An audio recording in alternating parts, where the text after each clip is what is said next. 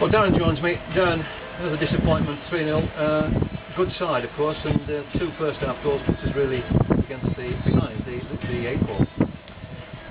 We should have been ahead.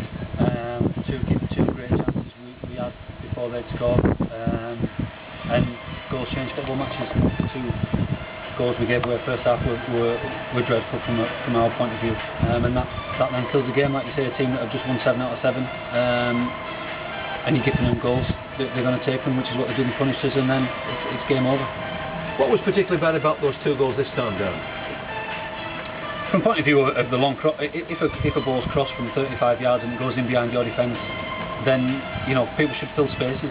That's the time where we've talked about it, where you're not tight on your man, you just fill in the space, because that's where the ball's going to go, in between you and the goalkeeper. So you just fill that space, which we didn't fill. 5 minutes afterwards we did. Lee Andrews just followed it clear. The one that counts. We're not in that position. There's no communication from his left back. And the one before, Wordsworth makes a good tackle, it breaks, and then we've got 3 watching. Nobody goes to close it down, and he shoots on the edge of the box, and it's in the bottom of the net.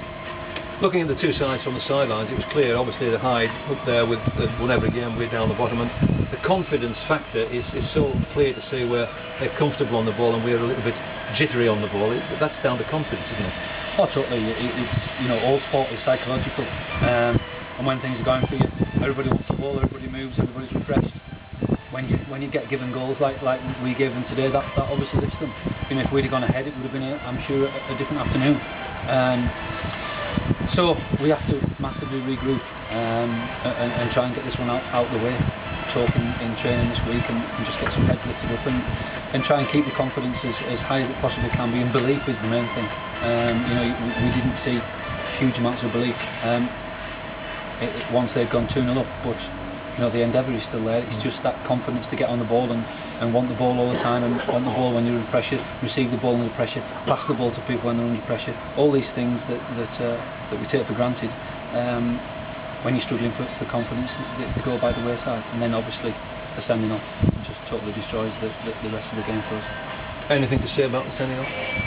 I've said it to Dan personally. I don't need to reflect that on him. No, right. And I thought the start of the second half we didn't do too bad. Of course, when we with that effort from Mark Boyd with the keeper blocked, he caught the corner.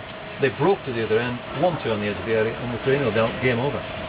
Yeah, they broke very quickly. Let's give them a bit of, as much as we're talking about our frailties at the moment, we've got to talk about a high team that came and moved the ball brilliantly and were enthusiastic and had a little bit of pace about them. So fair play to them. That was a decent goal from their point of view, pulled them within 6 or 7 seconds. So yeah, hats off to them for that one. I think to give them the other 2 goals. How do you think they compare to Stalybridge? I mean, it's going to be a kind of a Thameside derby in boxing there. Yeah, if they can both maintain it. It's one of them where if you're a footballing team and the pitches are good, that'll help you.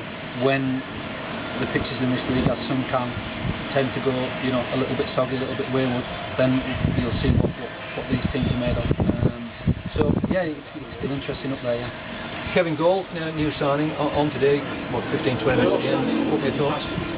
Yeah, Kevin looks sharp. He's reasonably fit. We just talked about a few things with him just beforehand, Friday. So he was enthusiastic when we get involved. So that's what we want. That's what we want, and he'll hopefully do a good job for us. And David McNiven was with us. He was on the bench. There was talks of him going to Kendal. That was 7 days' notice. But does that indicate that he's not going to Kendal and he's staying at Workington? Yeah, he was on our bench today, so he'll be staying with us. Yeah. And looking ahead, it's another home game next week. Corby Town up there towards the top of the table, but obviously a home game which we're looking to try and obviously get the side moving again.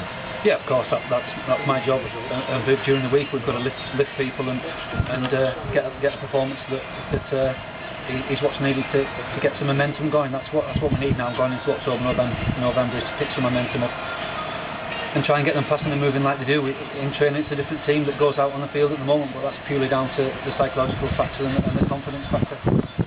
You've had the vote of confidence from the chairman this week. Now I said at the top of the show that the word dreaded doesn't really apply to Humphrey Duffy. I think he's one of the gentlemen of the world, and his word is his bond. As the manager on the end of that vote of confidence, what was your own reaction to that? I speak to Humphrey every day about different things. He has belief in me, and and that's the way. As far as I know, that's the way it stands at the moment still. Good. Anyways, thanks very much for joining us, Dan.